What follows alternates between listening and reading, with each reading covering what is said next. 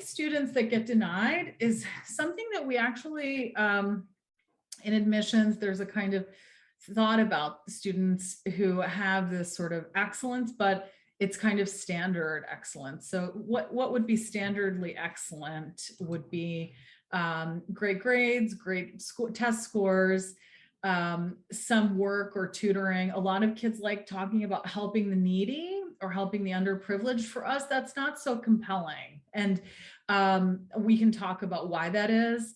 It's because everyone will talk about service like that, and it sometimes does not come across as genuine or authentic. So if you are helping or serving others, you want to talk about it in a genuine, authentic way.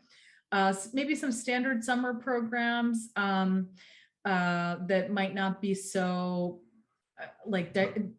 hard to get into or challenging. It doesn't have to be the hardest summer program to get into, but it should be something of value. Membership in clubs like NHS, no leadership, some small leadership at school, some athletic or musical involvement, no leadership. So if you're doing lots of activities but don't have leadership at the school level or beyond, it's challenging in some ways to compete for the most coveted spots. It's important to think about making a plan that will help you elevate your profile slightly. And so if you haven't yet, it's something that you can still work on. It's not like written in stone. If you don't have it, you won't have it. You can still try. Schools will also give you 5 slots for awards on the Common App. So this is what they're asking. So they want to know, what are your academic honors? And if you notice, they ask you, what is the level of the recognition? Is it school, state, regional, national, or international? So if you only have school, you want to think about, could you get state somewhere, or could you get national elsewhere? Would international be possible, right? So it's kind of time to consider what's your profile, and how do you measure up in this very interesting sort of ranking system that schools have developed for you and for students. Like, what are your gaps? I'm just kind of curious.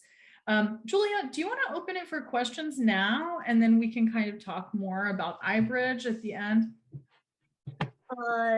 Yeah, if it only take you 3 minutes to finish, then we can just leave the Q&A session.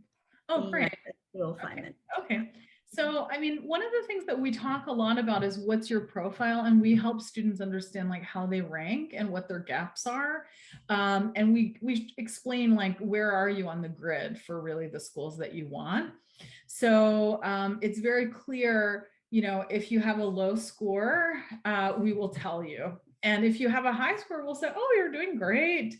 We can talk about being strategic in the application process and the application components, but it's very helpful to kind of get that, analysis, that early analysis of where you stand, and to sort of think about like, where are those gaps, and like, what is it that you could still complete? Often what we see is gaps in rigor.